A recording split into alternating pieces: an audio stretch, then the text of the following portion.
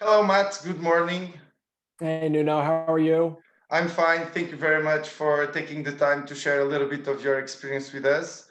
I hope Absolutely. you're feeling inspired because I have very high expectations for this session. Well, let's hope that we can meet them. Yes, that's the attitude. So, Matt, tell us a little bit like how you started, why Apres, what did you study, who are you, and how did you end up in Lisbon with a beautiful family and a successful startup? Oh, well, thank you for all of the compliments. Let me give you a little bit of history. Again, my name is Matt Waite. I'm currently the CEO and co-founder of a company called Apres. Now, previous to this, I was the CPO and co-founder of a company called Fluid Financials. So at that company, really, we were using AI to invest in small businesses. So it was kind of a lending play where we both had to raise capital to deploy into small businesses, as well as raise capital in order to run the business. So it was an operationally very sort of cumbersome business, but my role there was to develop out our product that delivered this capital and the governance that went into AI models. Now, studying film and coming from more of like a communications background, that's sort of a far reach. So let me kind of bridge the gap on how the heck I got into AI and all of this governance and everything fun. So when I was a kid, I mean, I've started businesses my whole life. So from 16 years old, I started my first business, knocking on doors, selling basically pressure washing services, cleaning people's driveways and things like that. So very like, manual labor kind of situation, but I started it and it worked and I franchised it. It actually got me into college. And so I didn't have, I had okay grades, but I ended up going to the college that I liked, knocked on their door, said, hey, this is what I'm doing. I know that you're starting an entrepreneurial program. And this is what I've been able to do. I franchised this business. I made all of this money. I can, pay my way, and I want to come to college. And so I actually had the dean of admissions email me and say, we're going to let you in, but we're going to watch your grades. And so I ended up getting into college and, going through and studying what I studied. I was interested in film and I was interested in communications, and I was interested in interesting sort of production models for media and content, sort of audience insights before that was a thing. And so I was interested in data and how data applied to the way that people were going to consume content, and go figure that our entire world now is consumed by data and content. And I think that I had a slight sort of idea that that might be the case. I got in my car when I graduated, drove out to California, found a job, bankrolled my next startup, which ended up trying to figure out the price of creative decisions. And so I parlayed that into some AI background, and then found myself inside of this Fluid Financial company that I've already explained. Now, at Fluid Financial, I bang my head against how does an AI algorithm become understandable to people like you and me? So this is a trick, right? I mean, you have complicated technology and now I have to explain it. And so building that infrastructure, understanding that became really my focus. And I understood there was a larger market opportunity, and that's why I started Apres. And that's what Apres does. We explain decisions and help people understand what machine learning does. So long and short of it, Nuno, I wanted to give you a little bit of background there. Thank you so much, Matt. But now you're raising other questions, So did you actually had to learn the tech side of AI, and you really dug into those algorithms, or you pretty much just like understood the general outlook of the thing and translated into normal people's speaking? No. So when I got into tech, I started to learn development first. Very, very simple stuff. JavaScript, I stuck on the front end. So, very, very simple. But when I got into more AI and, algorithmic learning, you kind of have to learn. And the good part about AI is that the model is going to do most of the work, like 95% of it, right? It's the one learning. And so you're providing it data, you're providing it context, and then it's going to learn, and figuring out the application for that information is much harder. And so 87% of models fail. Models are very easy to build, but they're very hard to make actionable. And so, yes, I learned the tech side, but the pieces surrounding what makes these things successful is really my focus now. Okay. So you'd say that one of the biggest stakes, or what allowed you to reach this point now, was really your curiosity and your willingness to always keep on learning, even the hardest subjects, and even subjects that probably were not like your biggest interest. I think that Yes, certainly grit and certainly the ability to learn. I think that people overblow really like what goes into starting a company. I mean, it's a lot of small decisions that make up a lot of value, but I think that the grit and understanding that these entrepreneurs, these people running businesses, they're human and they didn't know what the hell they were doing. They probably don't know what they're doing right now. And so understanding that and just humanizing the situation, understanding that you have to learn, you have to bang your head against hard problems and just go after one you care about. I think that's what really I learned very early. And I've just had the grit to keep going. Awesome. So you were at Fluid Financials, you were as a product developer, right? In product development. What really pushed you out? Did the company blow up or you just said like, it's my time now? So we were being swallowed by a family office. So if you're a lending company, there's basically two ways that you can go. Either everything, I guess there's three. It can blow up catastrophically. And we had examples of that internally. And I mean, that's like messy, very bad. Like blue windbreakers was our nightmare. The FBI coming in the room and saying, what the heck are you doing? Right? Because I mean, you're lending money. We're doing things that are very like on edge, right? So we're doing it algorithmically. We're trying to figure out governance, but I mean, that could blow up. Thankfully, that didn't happen.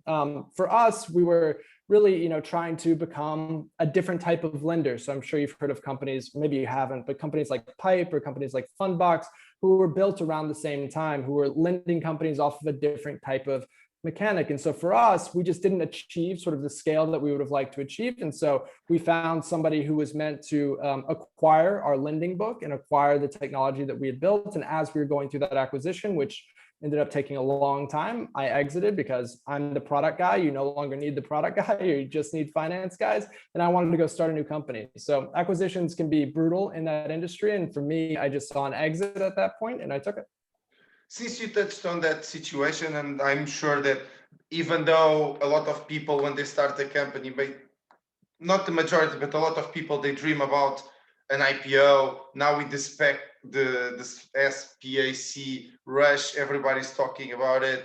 Spotify, if I'm not mistaken, is going for direct listing, but many of these companies throughout the way they get acquired or acquired or right. So how would you advise other founders to deal with this kind of potential situations? Is it advisable? What kind of due diligence you should do on these acquirers? Like any advice you can take on that? So for us, I mean, this was a soft landing. This was not like a glorious financial outcome. This was just everybody can walk away, feeling decent about themselves. Okay. And so this wasn't like a windfall. Now for us, these were investors inside of our lending book. So we did everybody does very, very deep diligence in these types of circumstances. As far as any type of acquisition goes, I think that you can't start a company angling to be acquired, angling to do anything but create a large outcome. I mean, if you're going to go out and raise venture capital, you're expecting somebody to bet on you to do a 10x, 100x what you're raising from a capital standpoint. So you can't sit there and say, I just want to be acquired. That might be a great financial outcome for you, but it's not a great financial outcome for your investors. And so anybody that's getting into technology startups, I would say you have to be willing to dedicate 10 years of your life to one problem. And if you're not willing to do that, then you should reevaluate what you're trying to do. Are you trying to just make money? Are you trying to, just have fun? Are you just trying to get acquired? There's a lot easier ways to live your life that have a much, higher success rate than just trying to get acquired to go work at Twitter. You can probably just go apply to work at Twitter. So 10 years, that's like the average advice to anyone else out there. And I really love I feel like a television host to our audience around the world. Less than 10 years of commitment, it's not worth the shot. I don't think if you're not willing to, so if you're building a company that's going to IPO, there are very rare instances of companies doing that under 2 years. That has happened recently, which is nuts. What you're saying with SPACs and things like that, that's happening. 5 years used to be extremely aggressive, and 10 years was kind of the average timeline to take a company from inception to IPO.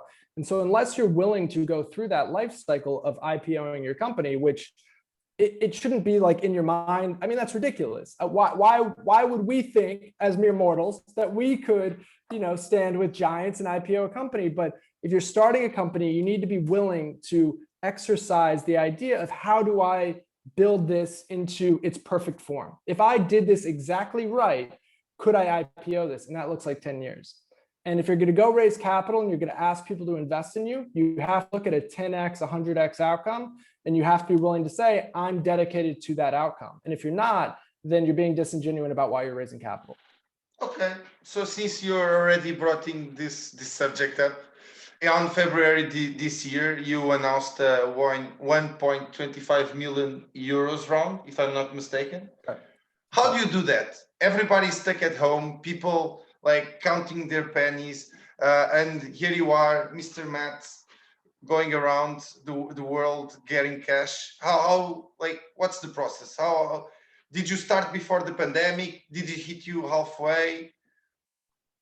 So if you're starting a startup, so look, I mean, there's a lot of luck involved. Like, let's say that, we hit a lot of lucky breaks, and I'll tell you really how we got there first, and then I'll tell you the strategy of raising money through a pandemic. But we got lucky. We have a great team. We were in a very promising situation, but we were fortunate. The stars aligned. That doesn't work out for everybody who have better ideas than me, who are better at what they do than me.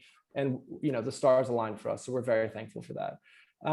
As a founder, you need to be in market talking to, people who can invest in you all the time. It's not a matter of, you just turn a corner and you say, I'm fundraising and where are all the people willing to give me money? It's a relationship business. And so we understood this early, and we've been having those conversations for the life cycle of the company. We started the company, 2.5, 3 years ago. So we are an old company to be raising a seed round. Now, there's a lot of reasons for that, but, the crux of it is that we were going to do this the best way that we could, and we weren't going to raise capital until we were willing to, make that 10x, 100x claim that I said earlier. I very much believe in that. So we had those conversations throughout the life cycle of the company, and so was I always fundraising? Hell, I mean, you have a job to do, and so you can't be just fundraising. There's nothing to that. But you do need to start relationships. You do need to figure out sort of who you want to raise capital from and the relationships that you need to start and bring into the fold. But so we were doing that continuously. And I'd be happy to sort of tell you when we turned a corner and decided to start raising money. So we were out of money. Matt, since you already had all this experience, you went through an exit, and you're a natural born entrepreneur, according to what you shared with us. When is like the right moment? How do you manage these conversations? Because like you said, we are a little bit old to be raising a seed round at 2.53 years, but maybe for Portuguese standards or even European standards, that's not so much like that. But when is the right moment that you start really trying to create conversations where you like introduce yourself, coming a little bit out of the blue, saying, okay, I'm Matt, I'm starting this company with AI, and but you don't want to disclose too much. You really don't know if you can be able to actually give this 10 times outcome. So how do you manage that? Like, did you know already people? Did you have any special mentors, people that like guided you through this way? So I think that, we had raised capital continuously at my last company. And I come from a background of being exposed to capital allocators. So I definitely understood, who I could target and why, but my entire relationship network was in San Francisco, and I geographically wanted to raise money from European investors. And so I made it harder on myself than it had to be. At the end of this all, I contacted everybody who was in the last company, and they were like, Matt, why didn't you just reach out to us?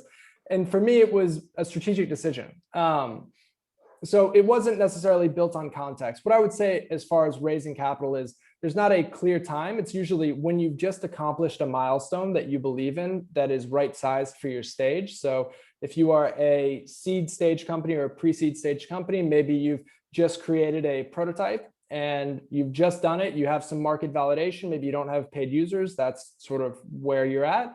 But you have a clear path to getting the first 10 paid users. And this is how much money you need to accomplish that milestone. VCs like to see milestones. They like to see things that are repeatable. They like to see you accomplish what you said that you were going to do. And so if you've used no resources and gotten to a certain point that you feel like is a milestone and is a recognized milestone for the stage, and you have a clear path to get to the next milestone, you might not see this 10x, this 100x moment, but you might see 10x of value creation just in that milestone. And that's what the VC is going to look at, or 5x. and they're going to build that future, those future earnings, that future income into that investment, right? They're not going to invest in the true value of your company today. They're going to invest in it, you know, a little bit future. So that's what I would say is the right time, is when you've accomplished a milestone and when you're moving in a clear direction towards the next one. Do you also iterate milestones? Because maybe for you, it was good enough. It was like a bang, but then they look at, like, the VCs look at it and it's like, come on, man, this all you can show us? So everybody's always going to ask you for more. So if a VC says, come back to me when you have customers, that's a soft no. There's a lot of soft no's in this industry. Your job as an entrepreneur is not to sell the milestone. It's to sell, look, I've already done this. My vision is concrete, and I'm now asking you to buy me in my direction. But I've already proved something. I mean, you can show up with a PowerPoint and get money. I mean, but you're selling yourself. So I think iterating on milestones, it's really, do you have conviction? Have you proven enough to have conviction, to have a straight face when you're making that, you know, when you're saying, we're worth this amount of money and we're going to get here in this amount of time. And I think that that moment of conviction comes through hard examples like milestones, but it can also come through, you know, industry know-how or expertise, key hires. It doesn't have to be something as simple as, now we have a prototype, now we can raise money. It needs to be that moment of conviction. And I'm happy to share what that was for us, because it was very non-traditional, and how we turned that corner and what that looked like. We were out of money. We had the biggest company that we could ever sell to. It was the largest risk consultancy in the world. And we had just, our implementation outperformed their internal team. They fired their internal team, which was not a great outcome, right? Now we didn't have a group to sell into. They were sort of mad that the implementation went so well and we showed up their team. And so for us, we had a lot of interesting information and a lot of interesting details, and we figured out sort of how to sell this and how it needed to be consumed, but it was different than what we had. But we had the conviction at this point, because we had seen one of the biggest buyers in the market sort of have a lot of activity over what we were showing them. So I spent our last money to go to Web Summit, and Web Summit is where I was targeting Techstars. And I targeted Techstars, got in a room with Techstars, their applications were closed, and I convinced Hugo, who was the MD at the time, to open up the applications for us. We were the one company out of Web Summit that got accepted into Techstars. And we had a few different accelerators that had offered to invest in us, but that's the moment of conviction for us was, okay, we're in the right place, right time. We have the right idea, and we have the right performance metrics. So the right people putting together the right product. And now we should take down some capital and run. And so that was sort of all of that maturity that we had built for the previous 2 years was built into that moment where we were able to take action and highly leverage the opportunity that was given to us. And then we ran through Techstars. So when you say Techstars, you mean the first program of Techstars here in Lisbon, right? It was the second one. The second, yeah. So yes. We were the second. Perfect. Yeah, we were the second class. We graduated last year around this time. So do you think that Techstars just gives you like a sort of stamp, quality assurance for anyone that don't really know you, but at least they understand, okay, these guys went through this program, they know the terms, they know how this works, they are building a good network, because that's one of the biggest advantage of Techstars, I assume. But was for the people that don't have that, do they really need to get those signs, or no? Okay. So absolutely not. You don't have to. I mean, you can be part of Startup Lisboa. That's credibility, right? I think that for us, we saw an opportunity in the fact that we could go through an accelerator that would formalize a pivot. So for us, we were pivoting our company, and we knew that we needed to have sort of the insulation of a brand like Techstars to, show us into market very clearly. I mean, we had spent 2 years on a product that wasn't exactly right, but we figured out what feature was going to work, and we were going to make a product around that feature. And so when we decided to pivot, we knew that we needed that insulation. We knew that we needed the scale of the network that Techstars would provide. And it de-risks the situation. It's the most expensive money or the most expensive equity you're ever going to sell, right? But it's also going to give you the brand. And if you can take advantage of it, which we ended up being the number 1 or number 2 company globally inside of the Techstars network, out of a couple of hundred companies, because we were able to leverage the opportunity. And if you're able to do that, you have the brand, you have the velocity, you have everything you need to go out and raise capital. And we had timed it right so that we could do that if we could accomplish the pivot. And that's what we did through Techstars. So you don't need the brand. I think I've gone through an accelerator. My co-founder has been, employee number 2 on companies that have gone public and has had other previous companies exit. And so it had gone through Techstars before. So, I mean, you don't need that. We had a lot of credibility built into the team itself, but I think where we were at the time, it was helpful to have that audience and have the insulation of a program like that to scale the way that we needed to. But you can get it a variety of different ways: advisors, early mentorship. Startup Lisboa is a great example. Would you say that one of the most important things when fundraising, it's a little bit of momentum? 100%. The whole thing is momentum, and you have to figure out how to gain the momentum. And in this case, was you already pivoting, so you just needed, like you said, to package it, right?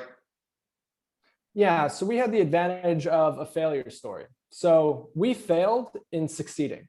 We failed at the moment that we were about to run out of money. We figured out what we needed to figure out, and we told that story. We said, we had this company, this is what and you can call them, you can talk to them, and this is what we did. We pivoted. Here's how fast we got from point A to point B. And then here's how we're getting to point C, because now we have a unique insight. We have the momentum of having figured this out in a right timed market. And so for us, we had that momentum, and Techstars gave you a lot of reps to figure out what the pitch is like, who's going to buy this, what it's like in market. And when you graduate from Techstars, you have a bunch of people pushing you toward this fundraising event, right? That's a mechanic where they get to exercise their convertible note. That's their exit strategy, right? And so their market. And so for us, that was a great opportunity to begin fundraising. Was we got from point A to point B, and now we're doing really well. And so let us go out and fundraise. And so that was the catalyst for us to go to market. So now, and then after the catalyst, it kicks off. Everybody talking about Apres. What's Apres for you? I wish. Come on, man. You know better than that. So what we did during Techstars was, and the process that I would recommend to anybody is you figure out the mechanics of the raise that you're trying to put together. So how much money, what is the next milestone? What's the mix of investors that you're willing to put together? And we did all of that diligence before this moment, right? Before this catalyst, like a big launch or a big milestone.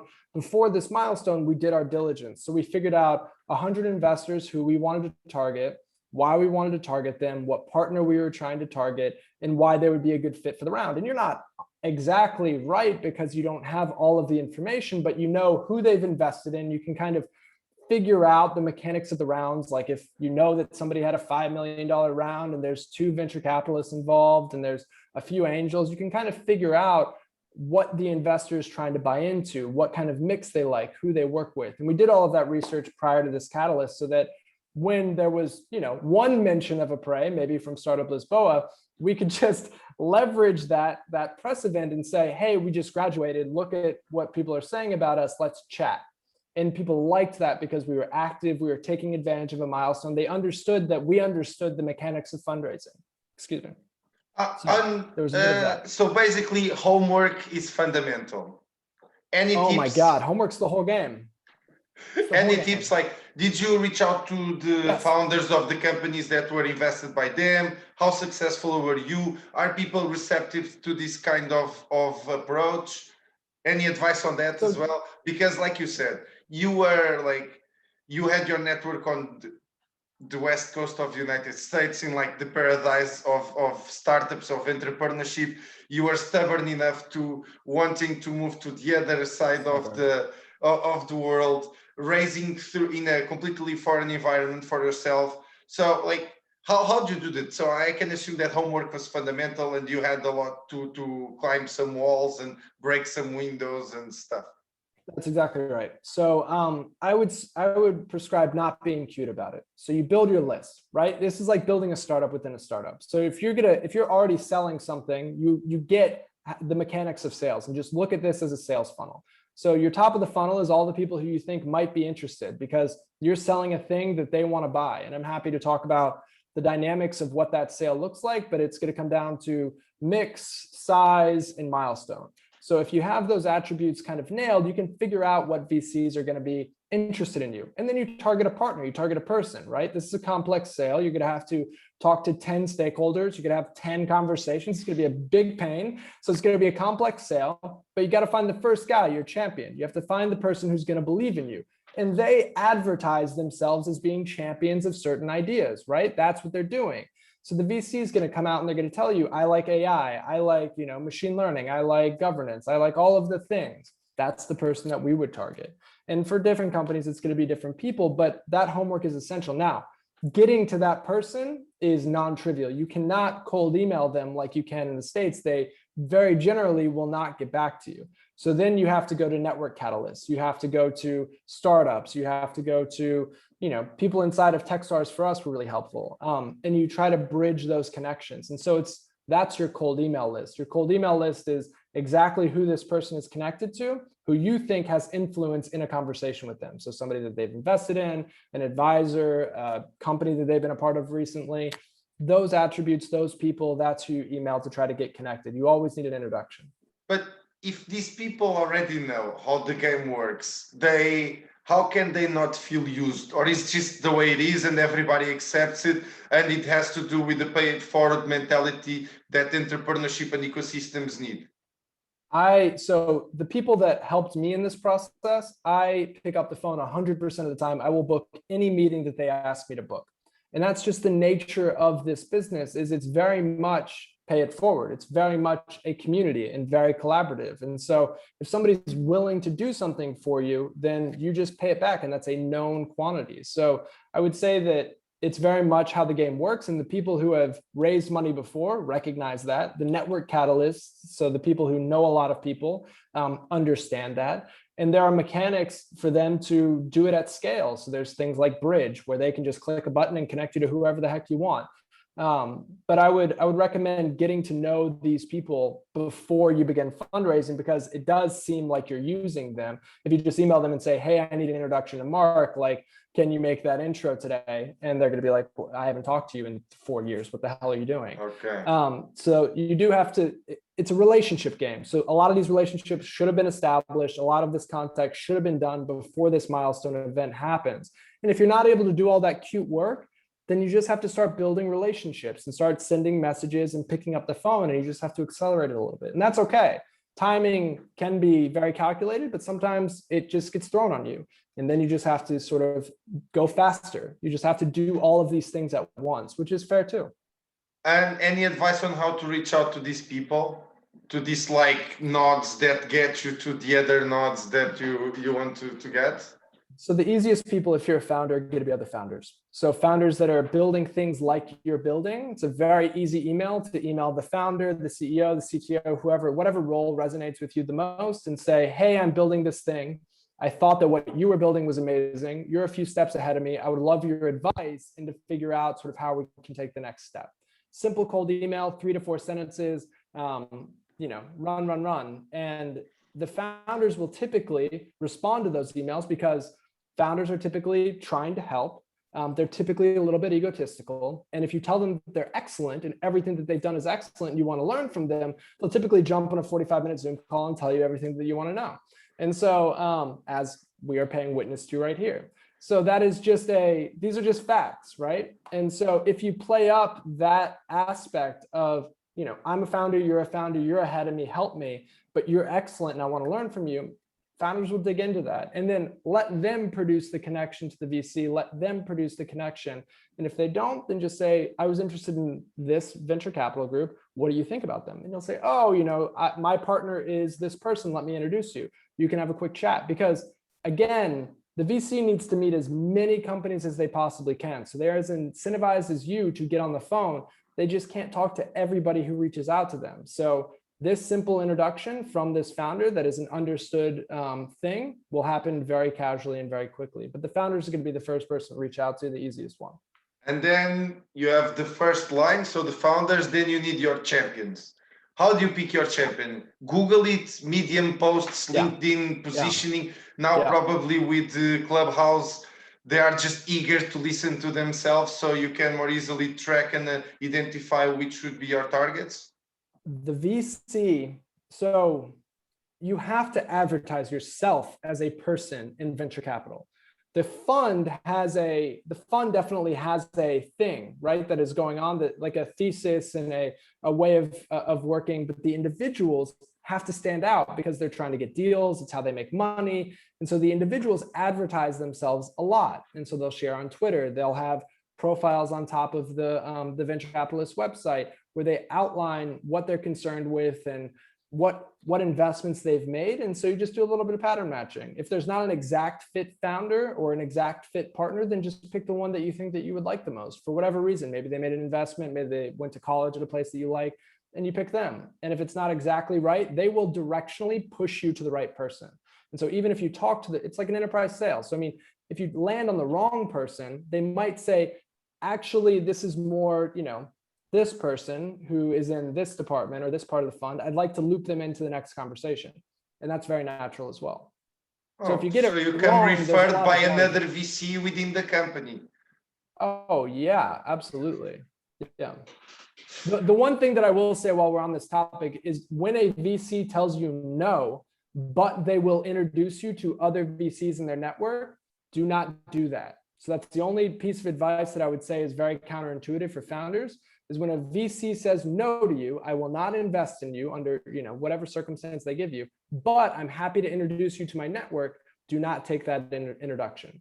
That's an introduction that you have to pass on. Is that like a poison apple or? Yes.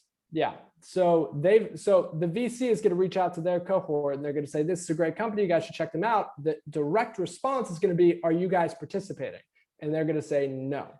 And you can't have that because it's spoiling that introduction. Now they know that you've been passed on. They're going to wonder why. Even if they talk to you, they're going to be searching for that reason why not to invest. So don't take that introduction. What if it's a matter of check size, of market, of business model? What if it's like a very clear, identifiable no, and not just like, I don't like this team? I think then you've done the first thing wrong, which is you've targeted the wrong VC, right? And so that's the first thing that you've gotten wrong, which is not a good signal. And then the second thing is they've said no to you. And regardless of what they think the check size is, what they think the market is, all of these things, people are opportunistic. And so a no is not a great introduction. I will just say that. You can use your own discretion to figure out if it's, how you would want to take it. I've taken them before. None of them have produced dollars into my company. Ever. Okay. And so it's just not a thing that I would, prescribe to do or to participate in. And how do you manage all those no's? I think that must also not be very easy because you're managing a team. You also have your co-founders. You need them focused and excited about what you're building. And here you are just like cleaning no's from your email box, or how do you manage that? How do you keep yourself excited and not dropping the ball with your eyes on the goal? Your job as an entrepreneur is to get as many no's as you possibly can. If you're not getting no's, you're not doing your job. And so you're going to get no's for people that you want to hire. You're going to get no's for people you want to invest in. You're going to get no's for people you want to sell to. You're going to get no's that you can't build a product. You're going to get no's that the market's not going to work. You're going to get no's that we can't get into an accelerator. That is the job. So if you're not getting no's, you're not asking the right damn questions. So get in market and get more no's. And how do you face that? You wear it as a badge of honor. I talked to 100 investors. I got investment, but I had 98 of them tell me some version of no. And who cares? Like, that's their loss. But I talked to 100 of them. I know how to do this now, next time better. And I am going to make them eat their words. Next round, the ones who said yes to me get preference, and everybody else can come along, if there's space. And that's the story you have to tell yourself. And you have to wear the nose as a badge of honor. And it sucks. And there's people who will tell you yes, and then turn around and tell you no, but you just have to look at it as a learning experience. And you have to ask them why. That's the other thing, is if you know why they said no, it's actionable. If they just say no, get lost, and that just put that email to the side. But you should also ask them, I appreciate the response, appreciate what you guys have done for me, but also could you just spend a minute talking to me about why you said no? You might find an open window in that conversation, in that no, maybe they misinterpreted something, but it's good feedback to have. But your job as an entrepreneur is to say no, is to receive all the no's that you possibly can. Otherwise, you're not doing your job. I mean, there's this old phrase in marketing, if you're not pissing off half the market, you're not doing your job right. And so no is an answer, and it's a good answer, and you want to get an answer. If you're getting no's, you're doing your job. Okay. And so you mentioned from the 100 meetings you had to 98 no's. I don't know how accurate these numbers are, but how, like, from once you start the meetings until you sign the papers, so you close the round, not the announcement because you have like a lot of paperwork and stuff to still finish. How long did it take? We got our first term sheet 2 weeks after we graduated from Techstars, and closed the round in January, second week of January this year. So that's 6 months. For us, it wasn't. There were other factors at play. We had a fund that we wanted to wait on. So I would say in the right circumstance, it would have taken us 3 months. But we had a fund that we wanted to wait on. We had no rush for the capital. And so we waited on that fund, and we ended up getting participation from a fund called Adara, which is a typically Series A fund. And so diligence was an absolute nightmare. Very, very much like high grade of I mean, they were assessing us as a Series A company at a seed stage, which is a wild thing to go through. I'd never really gone through that level of diligence at the scale that we were. It was a pretty difficult thing. And we had a co-lead situation where we had 2 investors. And so there was a lot of diligence happening that did take an amount of time. But I would say under a perfect circumstance, you would expect a process to last 3 months from start to check in the door. That's very fast. Very average is that valley between 3 to 6 months, and you can expect it from 6 months to a year in many cases as well. Yeah, that's what I was thinking, that you're sounding, I don't want to offend anyone, but you're coming out a little bit cocky, or not? Me? I don't know, because you're saying that it can get to up to 6 to 1 year to 1 year and a half, and you took 6 months in that it was already a lot of time for your, or you could have slashed it in half. Does that because is because your company is doing something that different, or because you really did your homework and you started early? So these conversations should not always be first conversations. The people that invested in me, I met a year before they wrote their checks. So these are like, when I say I'm raising money, these are the 4th conversation that I've had with these funds. And so if somebody issues a term sheet, the term sheet means almost nothing. It means that, hey, I'm interested in what you're doing, and now I want to put you through diligence, and I want to lock you into a process. But that doesn't mean that they're going to invest. And I mean, what's it like? 80% of those deals go through, 20% of them fail. So there's still a thing that's going to happen. But we didn't get we got our second term sheet 2 months after we started our process, which is, again, I mean, I had in that valley, I had spoken to 50, 100 venture capitalists, and it should only take 3 to 4 calls in order to issue a term sheet. The term sheet, again, is like, it's not the biggest deal at our scale. And so I wouldn't say that it's coming off as cocky. I mean, in the United States right now, I really didn't want to offend you, Matt. No, come on. No, it's not. It's not. Look, so I come from Silicon Valley, where people raise funds in a weekend, where companies go public with $20 million in revenue. In 6 months, they can take a company public. Companies go public after 2 years of running. I mean, so I come from sort of like a different school of a different exposure in terms of timelines. I would say very average is what I went through. And I think that we only went through that part of a process because of the waiting game that we played. But the reason that we were put in that position was all the homework that we got to do before. But if you're running a diligent process, all of your calls should be at one time. You cannot be doing first calls with people over that 6 months. You do the first calls with people over the first 3 to 4 weeks of this process. And so if you condense it, you can create momentum. The only reason I got the second term sheet was because I got the first term sheet. And so I would say that there's a bit of leverage involved in the game, and a lot of that comes through just timing the calls at the right time. And so if you can produce the amount of volume that we're talking about right now, you're gonna get natural interest, just the law of large numbers. And then you have to leverage that interest throughout the fundraising process. And I would say that most successful fundraisers happen at least, across markets between 3 to 6 months. I'd say that those are average numbers for closing. Okay. And how did the pandemic affected you? Because you seem to all have everything planned.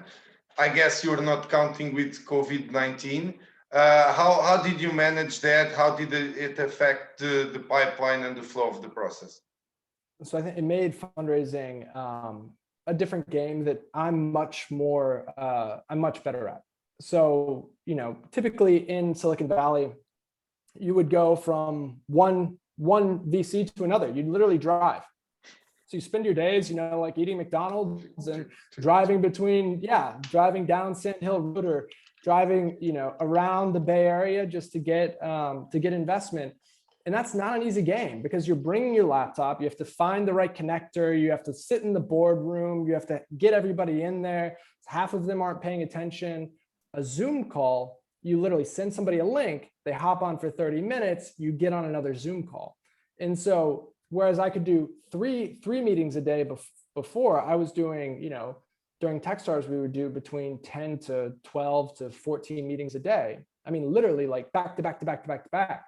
And so, I mean, you just get used to a certain tempo and you can do that. And so the scale of the amount of venture capitalists that you can reach at this point is far, far wider. I ended up closing with a fund in Spain and in Portugal, and the Spanish fund, I'm sure that I would have had to fly to Spain 2 or 3 times in this process in order to close the capital in a normal circumstance. So for us, we are a naturally remote team. We started 3 years ago as a remote first organization. And so we were positioned for this event to take advantage of it. And again, we just leverage that positioning.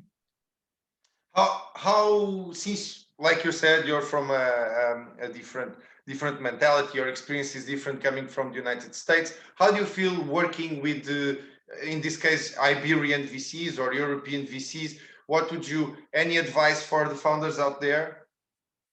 I think the venture capital community in Europe is amazing. So in San Francisco, people are pretty harsh because they see a lot of deals, they see great deals, they've been inside of unicorns. They're not humble at all.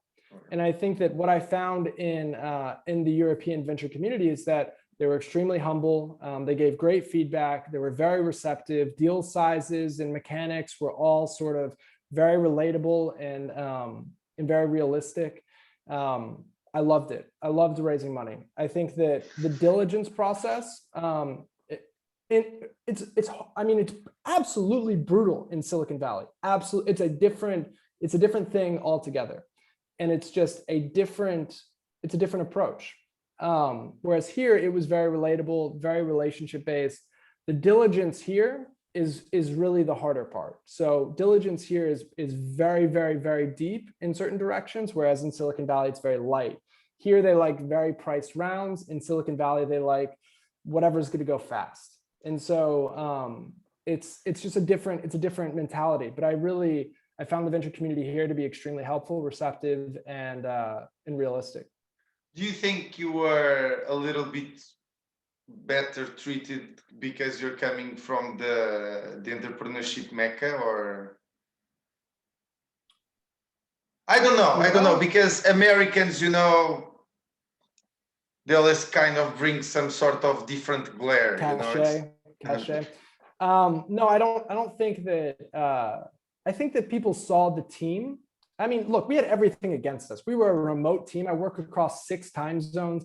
I'm in an industry that like nobody understands. That makes no sense to anybody. We're inventing a new mechanic inside of this industry. And so, I mean, nobody understands what we're doing. Our team is dispersed around the whole world. None of the pattern matching worked, except we were a team, we were on Zoom, and we can talk. And so I think that COVID helped us in that sense. Would I say that it helped that I was from Silicon Valley? I don't think it hurts, but I also think that previous experience, regardless of where you are, helps. If VCs recognize if you know how to run the process. I will say that is the biggest indicator of success is if you are organized, you look like you've done your homework, and the package that you're delivering is what they expect. And I think if you have that right, it doesn't matter where you are. It just matters that you've done your homework and that you respect their time and that you're giving it the attention that they expect. And I think that because I had gone through that school previously, and Techstars sort of bangs it in your head again, that was the most helpful piece. But I don't think, regardless of where I was, it was going to be helpful.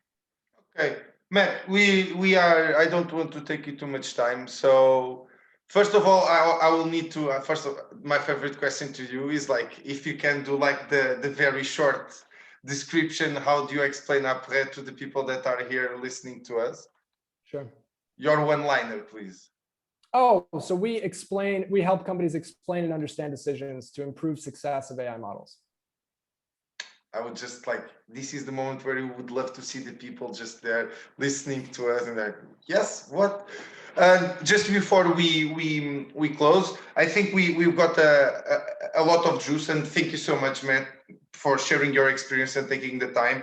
I think that homework fundamental, right? People like founders out there, if you're thinking about raising money, don't do it while the bank account is already on the red. So do it like often, practice a lot, bet on relationships over cold emails and stuff. Of course, timing, fundamental, right? Create like call everybody at the same time, because you know that maybe only like 2% will get back to you, and then you can move on. And of course, volume, right? Any other tip, anything else you want to add? Like when people are feeling a little bit more desperate, when you see like your runway coming to a very harsh end, how do you deal with that? How do you keep the conversation like not fun but like hot and moving on a positive tone? People more than anything want enthusiasm. And I think that if you can smile through the pain and you can be in Zoom and you can, if you are in the game, regardless of the fires that are happening in the background, that's what they want to see. And so I think while everything might be, burning behind you, if you are enthusiastic, you're smiling, you're in the game, that's what I would say. That's my biggest piece of advice. And then if it hurts to do that, just use your founders, use the community to talk to you, use people like me or Nuno to have a conversation, because it's never as bad as you think it is. And on the other side, once you have the money, it's never as good as you think it's going to be. And so where you are is the best place to be.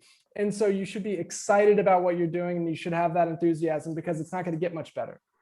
Okay, Matt, I don't think we can I think it's a great ending. Thank you so much for your time.